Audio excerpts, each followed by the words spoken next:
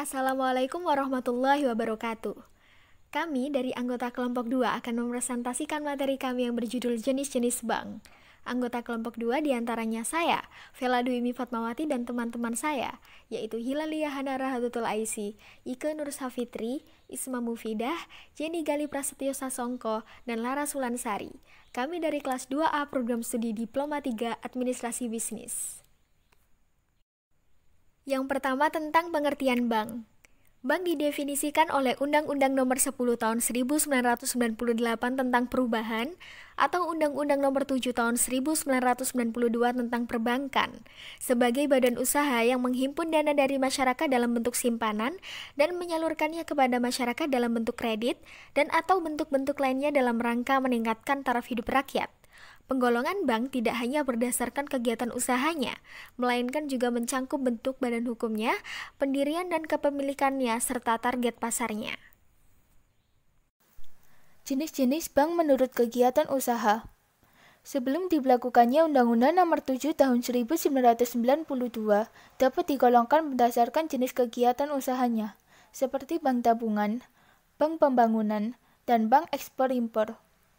Setelah undang-undang tersebut berlaku, jenis bank yang diakui secara resmi hanya terdiri atas dua jenis. Yang pertama yaitu bank umum. Pada Undang-Undang Nomor 10 Tahun 1998 dijelaskan bahwa bank yang melaksanakan kegiatan usaha secara konvensional dan kegiatannya memberikan jasa dalam lalu lintas pembayaran. Untuk kegiatan usaha bank umum meliputi atas: A. Menghimpun dana atau funding dalam bentuk simpanan giro, simpanan tabungan, dan simpanan deposito. B. Menyalurkan dana atau lending. Menyalurkan dana yang dihimpun dari masyarakat. C. Memberikan jasa bank lainnya dalam bentuk transfer, clearing, inkaso, dan lain-lainnya. Yang kedua yaitu bank perkreditan rakyat. Pada Undang-Undang Nomor 10 Tahun 1998 dijelaskan bahwa bank yang melaksanakan kegiatan usaha secara konvensional dan kegiatannya tidak memberikan jasa dalam lalu lintas pembayaran. Untuk kegiatan usaha bank perkreditan rakyat meliputi atas: A. Menghimpun dana dari masyarakat dalam bentuk simpanan berupa deposito. B.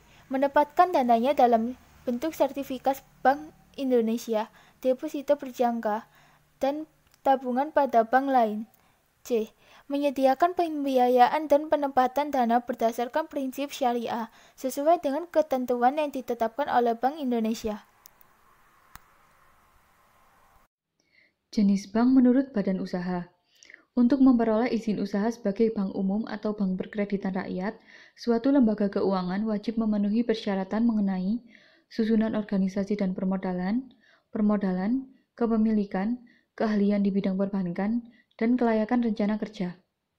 Badan hukum suatu bank umum dapat berupa: yang pertama perseroan terbatas, contohnya PT BNI dan PT Mandiri; yang kedua koperasi, contohnya Bank Bukopin; dan yang ketiga adalah perusahaan daerah.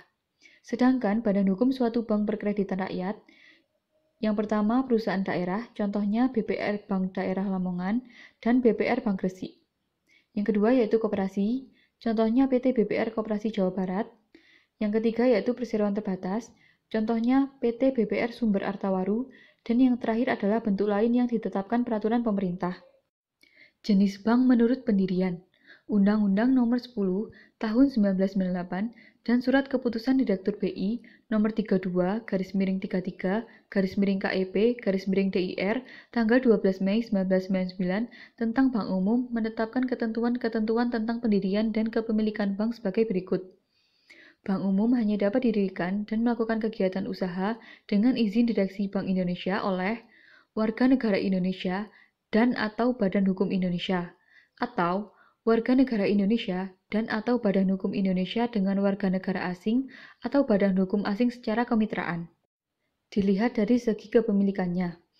Bank milik pemerintah, contohnya BNI, BRI, dan BTN. Bank milik daerah, contohnya BPD Jatim, Jateng. Bank milik swasta nasional, contohnya BCA dan Danamon. Bank milik koperasi, contohnya Bukopin. Bank milik asing, contohnya Citibank dan Hong Kong Bank. Dan bank milik campuran, contohnya Bank Finkonesia. Jenis-jenis bank menurut fungsi. Yang pertama ada bank sentral. Bank yang merupakan badan hukum milik negara yang tugas pokoknya membantu pemerintah. Bank sentral bertanggung jawab atas kebijakan moneter. Di Indonesia, bank sentral diselenggarakan oleh Bank Indonesia. Lalu ada bank umum. Bank melaksanakan kegiatan usaha secara konvensional dan dalam kegiatannya memberikan jasa dalam lalu lintas pembayaran. Jasa yang diberikan oleh bank umum bersifat umum, yang berarti bank tersebut dapat memberikan seluruh jasa perbankan yang ada kepada masyarakat dan wilayah operasionalnya tersebar di seluruh wilayah. Contohnya BNI, BRI, BCA, dan Bank Mandiri. Lalu kemudian ada bank pembangunan. Bank yang dalam pengumpulan dananya berasal dari penerimaan simpanan deposito serta komersial paper. Contohnya Bank Jatim, Bank Jateng, Bank Jabar. Lalu ada bank desa. Bank di suatu desa yang tugas utamanya adalah melaksanakan fungsi pengkreditan dan penghimpunan dana dalam rangka program pemerintah memajukan pembangunan desa. Contohnya Bank Desa Welaharwetan dan Bank Desa Samirono. Kemudian ada BPR. Bank yang melaksanakan kegiatan usaha secara konvensional dan kegiatannya tidak memberikan jasa dalam lalu lintas pembayaran. Kegiatan BPR jauh lebih terbatas dibandingkan dengan kegiatan bank umum. Contohnya, PT BPR Dirgantara Artamas dan PT BPR Sumber Arta Waruagung. Jenis bank menurut target pasar. Yang pertama retail bank. Bank jenis ini memfokuskan pelayanan dan transaksi kepada nasabah-nasabah retail. Retail di sini adalah nasabah-nasabah individual, perusahaan, dan lembaga lain yang skalanya kecil. Contoh retail bank adalah BPR, Bank Umum, dan Bank Syariah. Yang kedua corporate bank. Bank jenis ini memfokuskan pelayanan dan transaksi kepada nasabah-nasabah yang berskala besar. Nasabah yang berskala besar berbentuk korporasi. Oleh sebab itu, bank kelompok ini disebut corporate. Contoh corporate bank adalah Bank BUMN dan bank asing. Yang ketiga, retail corporate bank. Bank jenis ini memberikan pelayanan tidak hanya kepada nasabah retail, juga kepada nasabah korporasi. Bank jenis ini memandang bahwa potensi baik pasar retail dan korporasi harus dimanfaatkan untuk mengoptimalkan keuntungan yang maksimal, meskipun terdapat kemungkinan penurunan efisiensi. Contoh retail corporate bank adalah Bank BUMN. Jenis bank menurut status kepemilikan. Yang pertama, bank milik negara. Bank yang seluruh modalnya berasal dari kekayaan negara yang dipisahkan. Contohnya Bank Mandiri, Bank Negara Indonesia, Bank Rakyat Indonesia, dan Bank Tabungan Negara. Yang kedua, bank milik swasta nasional. Bank milik swasta yang didirikan dalam bentuk hukum perseroan terbatas. Sahamnya dimiliki oleh WNI dan atau badan-badan hukum di Indonesia. Contohnya Bank Sentral Asia, Bank Mega, Bank Permata, Bank Danamon, dan Bank Duta. Yang ketiga, bank swasta asing. Bank yang didirikan dalam bentuk cabang bank yang sudah ada di luar negeri atau campuran bank asing dan bank nasional. Contohnya Citibank, HSBC, Rabobank, dan Commonwealth. Jenis bank menurut status kepemilikan yang keempat, bank pembangunan daerah.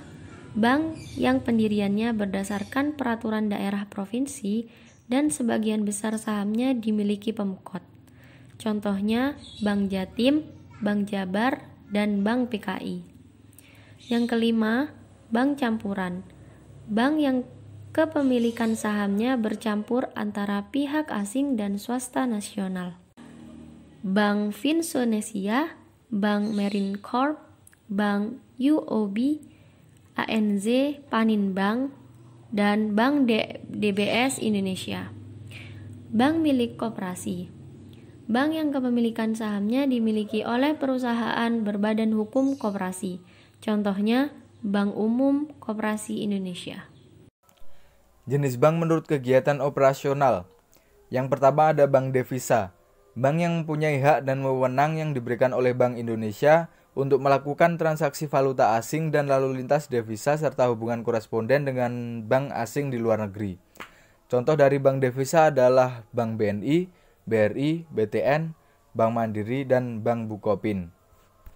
Lalu yang kedua ada bank non-devisa.